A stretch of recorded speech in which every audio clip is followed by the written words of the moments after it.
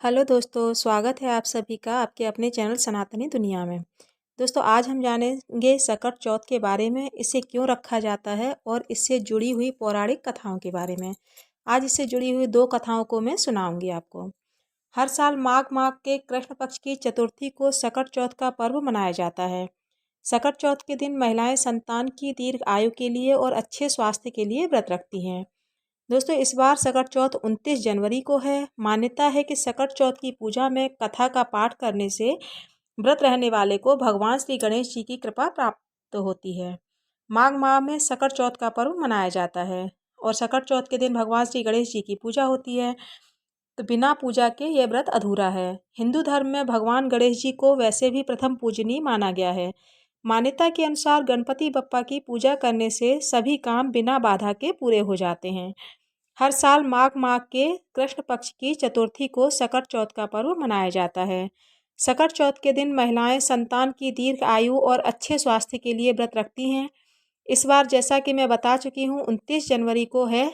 मान्यता है कि सकट चौथ की पूजा में कथा का पाठ करने से व्रत रहने वाले को भगवान गणेश जी की कृपा प्राप्त होती है और जीवन में खुशियों का आगमन होता है। चलिए जानते हैं इससे जुड़ी हुई पौराणिक कथा के बारे में। दोस्तों, पौराणिक कथा के अनुसार एक बार माँ पार्वती जी स्नान करने के लिए कक्ष में गईं। कक्ष में कोई ना आए इसके लिए उन्होंने गणपति बप्पा को बाहर खड़ा कर दिया और आदेश दिया कि जब तक मैं स्नान करके बाहर ना आऊं तब तक किसी को अंदर मत आने देना।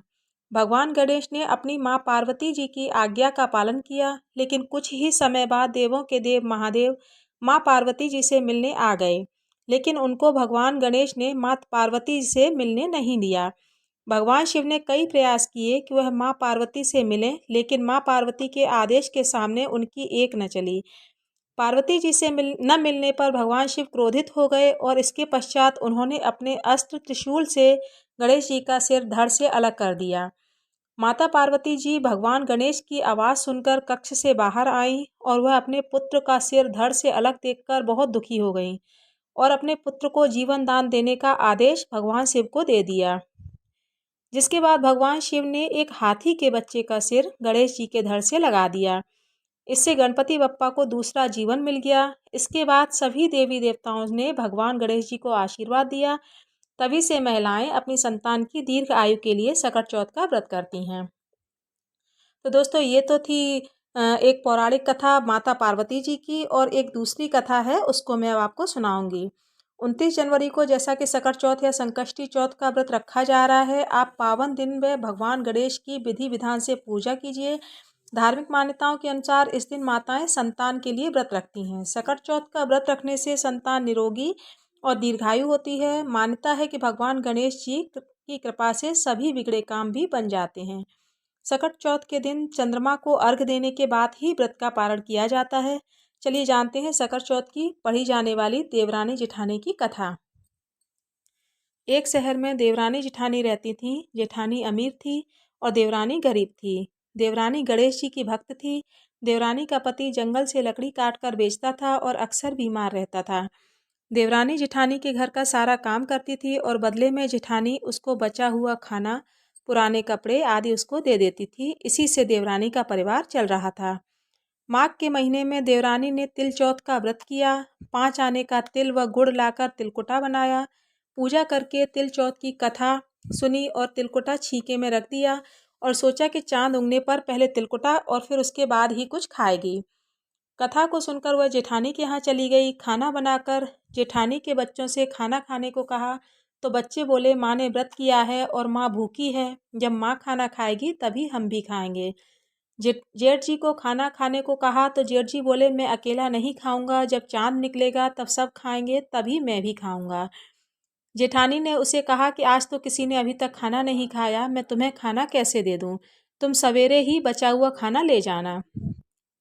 देवरानी के घर पर पति बच्चे सब आस लगाए बैठे थे कि आज तो त्योहार है, इसीलिए कुछ पकवान आदि खाने को मिलेगा। परंतु जब बच्चों को पता चला कि आज तो रोटी भी नहीं मिलेगी तो बच्चे रोने लगे।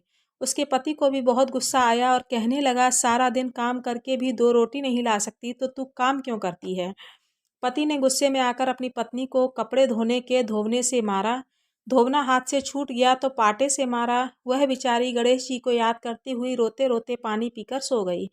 उस दिन गणेश जी देवरानी के सपने में आए और कहने लगे, धोबने मारी, पाटे मारी, सो रही है या जाग रही है? वह बोली, कुछ सो रही हूँ, कुछ जाग रही हूँ। गणेश जी बोले, भूख लगी है, कुछ खाने को दे दे। देवरानी बोली, क्या दूँ? मेरे घर में तो अन्न का एक दाना भी नहीं है। जेठानी बचा कुचा खाना देती थी, वह भी आज नहीं मिला। पूजा का बचा हुआ तिलकुट्टा छींके में पड़ा है, वही खा लो। तिलकुट्टा खाने के बाद गणेश जी बोले, धोबने मारी, पाटे मारी, निपटाई लगी है, कहाँ निपटें? वह बोली, यह इतना बड़ा घर पड़ा है, जहाँ इच्छा हो वहाँ निपट लो। फिर गणेश जी बच्चे की तरह बोले, अब पहुँचूं कहाँ? नींद में मग्न अब देवरानी को बहुत गुस्सा आया। कब से तंग किए जा रहे हैं, सो बोली, मेरे सर से पहुँच दो। और कहाँ पहुँचोगे? सुबह जब देवरानी उठी तो यह देखकर हैरान रह गई कि पूरा घर हीरे मोती से जगमगा रहा है। सिर पर जहाँ विनायक जी की पहुँचनी पहुँच कर गए थे, वहाँ हीरे के टीके की बिंदी जगमगा रही थी।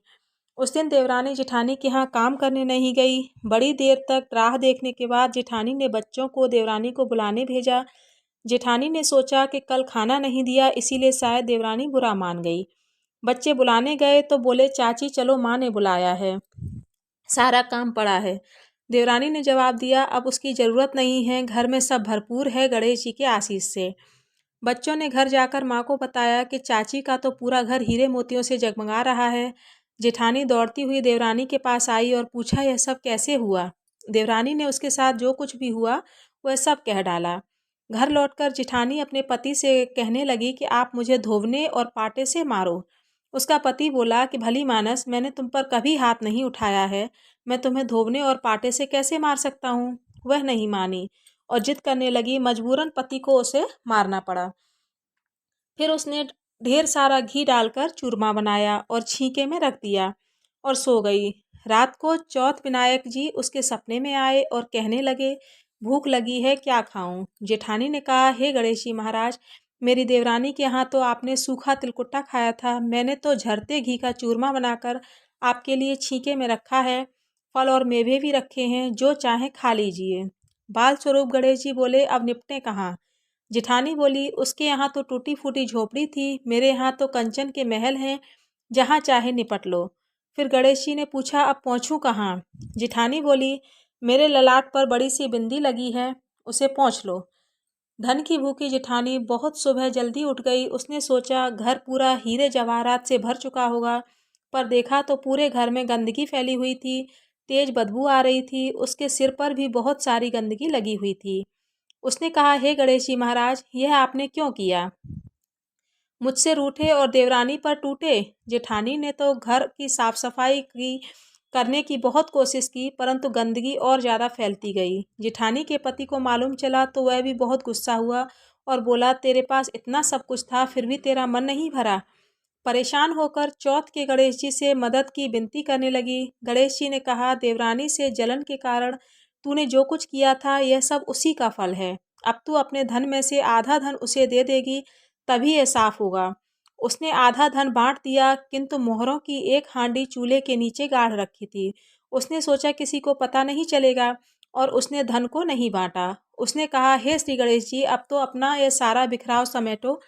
वे बोले, पहले चूल्हे के नीचे गाढ़ी हुई मोहरों की हांडी सहित ताक में जो रखी 2 सुई के भी 2 हिस्से कर दो।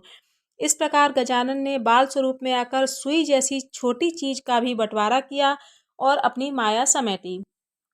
हे गणेश जी महाराज, जैसे आपने देवरानी पर कृपा की, वैसी सब पर कृपा करना। कहानी कहने वाले, सुनने वाले व हुंकारा भरने वाले सब पर कृपा करना, लेकिन जेठानी को जैसी सजा दी वैसी किसी को न देना। तो दोस्तों, उम्मीद करती हूँ आपको वीडियो अच्छी लगी होगी। वीडियो अगर अच्छी लगे तो एक लाइक सब्सक्राइब ज़रूर कीजिएगा। चैनल पर अगर पहली बार आए हैं तो चैनल को सब्सक्राइब ज़रूर कीजिएगा। कमेंट बॉक्स में जय श्री गणेशाय नमः ज़रूर लिखिएगा। जय श्री गणेशाय नमः।